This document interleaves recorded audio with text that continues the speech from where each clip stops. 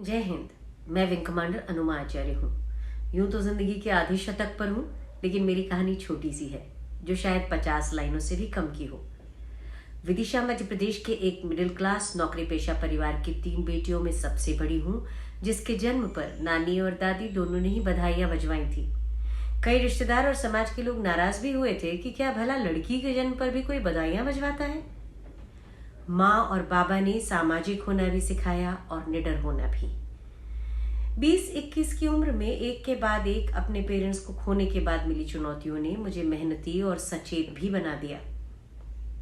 उस वल्नरेबल उम्र में 2 छोटी बहनों के साथ प्रतिष्ठा बना पाना मेरे लिए अस्तित्व की लड़ाई जैसा था। और तब 1991 से 1.5 साल तक मैंने मध्य प्रदेश सरकार के फॉरेस्ट डिपार्टमेंट में अनुकंपा नियुक्ति पर काम किया और घर के लिए दाल रोटी का जुगाड़ किया।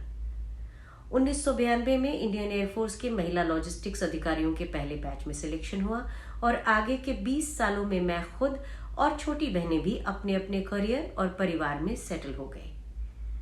एयरफोर्स ने मुझे इंडिविजुअली भी और टीम के साथ भी प्रोफेशनल कॉम्पिटेंस के लिए प्रशस्ति और मेडल मिले, लेकिन फिर एयरफोर्स ने 15 साल की सर्विस पूरी कर चुकी महिला अधिकारियों को रिलीज ऑर्डर दे दिया।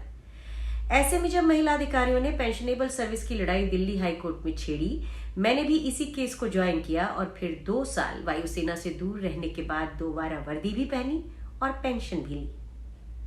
चूंकि पहले जिंदगी ने और फिर एयरफोर्स ने मुझे चुनौतियों से प्यार करना सिखा दिया था, तो मैंने 2017 में वीआरएस लेकर राजनीति में आने का सोचा। अपने वीआरएस से पहले सभी राजनीतिक पार्टियों को ईमेल लिखी और किस्मत से प्रधानमंत्री मोदी से मिलने का मौका भी मिला। उनके ही सौजन्य से गुजरात विधानसभा चुनाव के समय मैंने गांधीनगर हेडक्वार्टर्स में उनकी पार्टी में टीम बिल्डिंग का काम किया और बस वहीं देखा कि उनकी पार्टी में महिलाओं का होना सिर्फ ऑर्नामेंटल वैल्यू या शोभा की वस्तु जैसा ही है। इसीलिए जब एक दिन विशेष आमंत्रित सदस्य की तरह पार्टी ज्वाइन करने का ऑफर मिला, मैंने बीजेपी को साफ मना कर दिया, जो मध्य प्रदेश के अखबारों में 30 सितंबर 2018 को खूब छपा। उसके बाद मैंने कुछ गलत चुनाव भी किए, क्योंकि राजनीति न मेरी विरासत में थी और न ही कोई गॉडफादर था। लेकिन खैर, जस्टिफिकेशन में तो कुछ नहीं रखा होता। अपने हिस्से की गलतियों की ओनरशिप मेरी ही है। अक्टूबर 2018 से जनवरी 2019 तक 4 महीने मैं आम आदमी पार्टी में थी। उसके बाद एक नेशनल हिंदी न्यूज चैनल में कंसल्टेंट एंकर बनी। जर्नलिज्म यूं भी मेरा पैशन था, लेकिन फिर सत्ता की निगाहें उस चैनल पर टेढ़ी हुई और हमारी रुखसती हो गई। कुछ महीनों बाद प्रोफेशनल कांग्रेस से जुड़ी और अब राष्ट्रीय चैनल्स पर इंडियन नेशनल कांग्रेस का पक्ष रखती हूँ। दिल्ली और विदिशा के बीच हर महीने आती जाती रहती हूँ।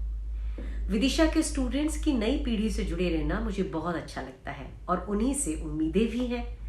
स्टूडेंट्स को सेनाओं की तरफ आकर्षित करना मुझे और भी ज्यादा अच्छा लगता है, क्योंकि हमें देश की सेना के लिए शानदार जज्बे वाले लोग चाहिए। जीवन में एक ही मिशन है कि अवसर मिलने पर अपने होम टाउन विदिशा के क्षेत्र को सुविधा संपन्न और सजग बनाने में अपने हिस्से का ठोस पार्टिसिपेशन करूं। इसे साफ नियत के साथ और अपने पेरेंट्स को श्रद्धांजलि देने की तरह करना है। अवसर मिल पाया तो ठीक, ना मिल पाया तो भी ठीक। बस मलाल नहीं रहेगा कि इसके लिए समय और ऊर्जा रहते कोशिश नहीं की। यही आज तक की मेरी पूरी जर्नी है, पूरी ईमानदारी से है और अपने कन्फेशंस के साथ है। जय हिंद।